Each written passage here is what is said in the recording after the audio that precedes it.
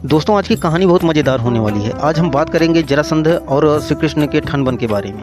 तो दोस्तों जैसा कि आपको मालूम है कि भगवान श्री कृष्ण द्वारा कंस की हत्या कर दी गई थी और कंस की दो रानियां थी, अस्ति और प्राप्ति।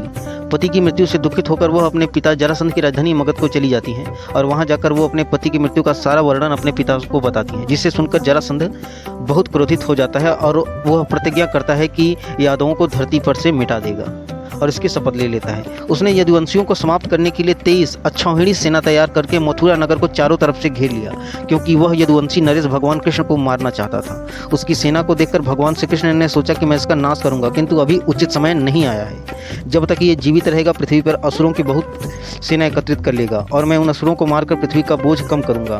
तो मेरा अवतार ही पृथ्वी का बोझ कम करने के लिए और दुष्टों का संहार करने के लिए हुआ है। भगवान श्री कृष्ण और बलराम जी ने कवच धारण कर लिया तथा मथुरा नगर से बाहर आकर शंख का नाद बजाया। उस नाद को सुनकर जरासंध श्री कृष्ण भगवान के सन्मुख अपनी सेना लेकर आ गया और उन्हें भला बुरा कहने लगा।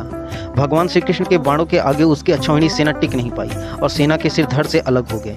किसी तरह बलराम जी ने उसका रथ तोड़ दिया और उसे पकड़ लिया। उसे मारने के लिए तलवार निकाली ही थी कि श्री कृष्ण जी आ गए और उसे मारने के लिए मना करने लगे। बलराम जी बोले, कितनी मुश्किल से तो यह अपने हत्थे आया है और आपको गाली भी दे रहा है और आप इसे बचाना चाहते हो, ये क्या कह रहे हो आप? श्री कृष्ण बोले, इसे बचाना नहीं है, इसे अपना काम निकलवाना है और जब काम निकल जाए तो इसे जो है फिनिश कर डालना है। काम इसकी बुद्धि से नहीं, अपनी बुद्धि से करवाएंगे। भगवान श्री कृष्ण की विलक्षण बुद्धि थी जो बलराम जी उन्हें समझ गए और उन्होंने जरासंध को छोड़ दिया और अपनी राजधानी मगध लौट गए। हमारे शास्त्र बताते हैं दोस्तों कि शक्ति बिना साधना के प्राप्त नहीं होती। ये बात अलग है कि शक्ति प्राप्त होने के बाद सत्पुरुष उसका सदुपयोग करते हैं और जबकि दुष्ट व्यक्ति उसका दुरुपयोग करते हैं। जितने लोगों को भी शक्ति मिली उन्हें बिना साधना के नहीं मिली। रावण, हिरण्यकश्यप आदि ने कितनी भी साधना की थी, रावण ने तो अपना सिर काटकर शिव जी को चढ़ाए थे। जरासंध रोज रुद्राभिषेक करता था, भगवान शंकर की आराधना करता था, इसलिए वह बहुत शक्तिशाली था। उसका एक नियम था कि रुद्राभिषेक के बाद जो कोई भी मांगने वाला आता उसे वह किसी चीज़ के लिए मना नहीं करता। वो जो कुछ मांगता था उसे सब देता था, वो चाहे कुछ भी मांग ले। ब्राह्मण कुछ भी मांगे उन्हें कभी इनकार नहीं करता था। वो ये सब केवल भगवान शंकर को प्रसन्न करने के लिए दोस्तों करता था। कृष्ण, भीम और अर्जुन जरासंध के यहाँ दुपट्टा त्रिमुंडमाला पहनकर बढ़िया ब्राह्मण का भेष बनाकर गए। भगवान श्री कृष्ण ने जरासंध को की दानवीरता की प्रशंसा की, फिर भी जरासंध उन्हें पहचान नहीं पाया।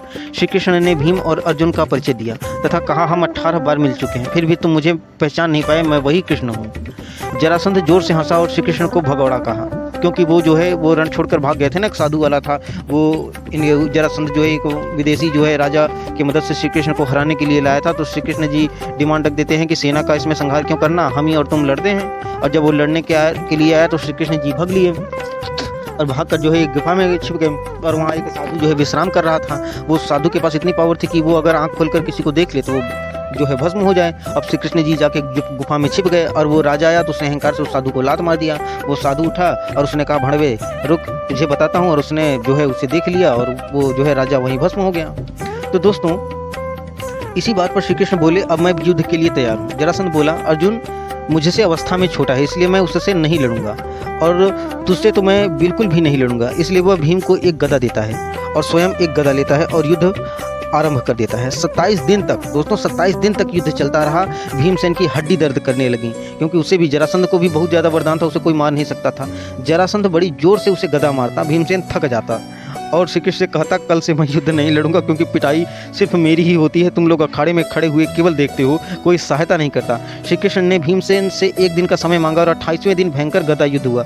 जरासंध ने ऐसी गदा मारी, भीमसेन को लगा अब तो प्राण गए। भीमसेन ने श्री कृष्ण की तरफ इशारा करते हुए उपाय पूछा। श्री कृष्ण ने घास का एक तृण उठाया और उसे बीच में जो है अलग अलग कर दिया और उल्टी दिशा में फेंक दिया। भीमसेन समझ गए कि उन्हें याद आ गया जरासंध 20 से कमज़ोर है, क्योंकि उसका जन्म 2 टुकड़ों से हुआ था और जरा नाम की राक्षसी ने उन्हें जोड़कर जीवित किया था। श्री कृष्ण ने इसलिए भीमसेन ने जो है जरासंध से 28वें दिन युद्ध करते वक्त जरासंध के पैर को अपने दोनों पैरों से दबाया और दूसरे पैर को दोनों हाथों से पकड़ा और ऊपर की तरफ चीर कर विपरीत दिशा में फेंक दिया। एक टुकड़ा अलग दिशा में, एक टुकड़ा अलग दिशा में, और जरासंध दोस्तों वापस फिर जुड़ नहीं पाया और जरासंध मारा गया। दोस्तों हमें इससे शिक्षा यह मिलती है कि 27 दिन तक भीमसेन अपनी शक्ति से नहीं जीत पाया। 28वें दिन भगवान की शक्ति का सहारा लेकर लड़ा तो विजय प्राप्त हो गई। इससे हमें पता चलता है कि हम कितने भी शक्तिशाली क्यों ना हो, भगवान की कृपा शक्ति से ही सफलता प्राप्त होती है और यही भगवान की करुणा है। भगवान श्री कृष्ण ने जरासंध के बेटे सहदेव का अभिषेक कर दिया और जरासंध ने जिन 20,800 राजाओं को, आप सोचिए 20,800 राजाओं को वो हरा कर कैदी बनाया था, उन्हें मुक्त कर दिया।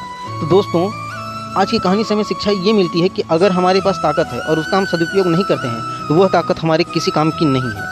तो दोस्तों आई होप, उम्मीद करता हूँ आपको हमारा वीडियो पसंद आया होगा। मिलते हैं आपसे हम नेक्स्ट वीडियो में। हमारी वीडियो को लाइक कमेंट कीजिए और चैनल को सब्सक्राइब कीजिए और ज़्यादा से ज़्यादा लोगों को दोस्तों शेयर कीजिए। मिलते हैं नेक्स्ट वीडियो में। धन्यवाद।